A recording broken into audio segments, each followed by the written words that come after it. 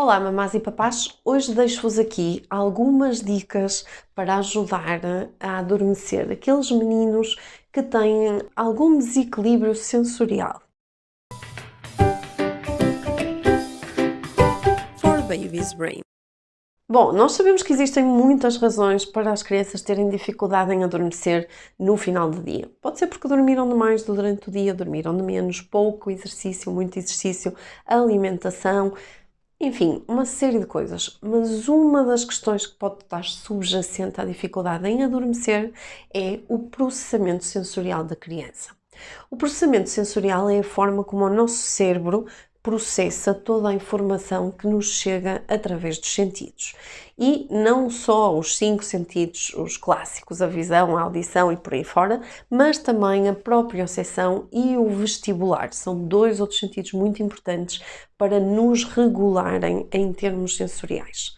Todos nós somos diferentes, os bebés também têm estilos sensoriais diferentes, mas há alguns bebés que, por terem outras perturbações, nomeadamente déficits de atenção, perturbações do espectro autista, têm naturalmente um processamento sensorial algo desequilibrado, ou seja, é difícil para estas crianças regularem o seu processamento sensorial, ou porque procuram muito toque, muitos estímulos, e são as crianças que vão ser mais mexidas, mais animadas, que estão sempre a tocar em coisas, que estão sempre a mexer-se de um lado para o outro, de um lado para o outro, ou então evitam algum tipo de sensações, seja de pele, seja de sons, o que seja.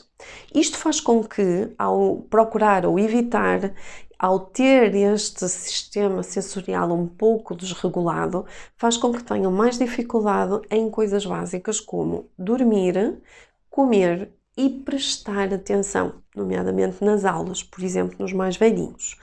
Então eu deixo-vos aqui algumas dicas de algumas atividades que nós podemos fazer no final do dia para ajudar crianças muito agitadas que precisam de regular o seu sistema sensorial e não o conseguem fazer de uma forma automática e sozinha e por isso precisam da nossa ajuda. Primeira dica é usarmos no final do dia os saltos de trampolim. Os saltos de trampolim vão ajudar a trazer inputs vestibulares, mas não podem ser saltos de trampolim só por si, porque aí corremos o risco da criança ainda ficar mais desregulada. Então devemos fazer esses saltos no trampolim, por exemplo, ao som de uma música da escolinha, de onde seja, uma música que tenha um ritmo que nós possamos marcar e vamos saltar a cantar e eventualmente até fazer um gesto ou outro. Se não temos um trampolim, o sofá serve, uma bola de pilates também pode ajudar, ou uma cadeira, daquelas cadeiras de baloiço em que eu posso balançar-me de um lado para o outro. Nós usamos a pressão. A pressão significa o quê? Por exemplo, eu estar a ler a história a um burrito, ou seja, embrulho literalmente a minha criança num cobertor bem apertadinho, como fazia quando eles eram bebés, o swaddle, e ao fazer esse embrulhinho eles ficarem bem apertados e eu leio a história enquanto estão a receber esta pressão que os ajuda a regular sensorialmente. Podemos também usar lençóis bem esticadinhos e até alguns cobertores, alguns cobertores que são para o efeito mesmo, que têm um peso um pouco superior. Se repararem, todos nós temos estas particularidades sensoriais. Há pessoas que só dormem, por exemplo, quando sentem que os cobertores estão a pesar em cima. Há outros que têm que dormir todos destapados, por exemplo. Em termos olfativos, o ideal seria algum input relaxante e podemos usar, por exemplo, a lavanda, a camomila, podemos colocar em difusores, podemos também colocar no banho, e isso vai ajudar também em termos olfativos a regular e a relaxar.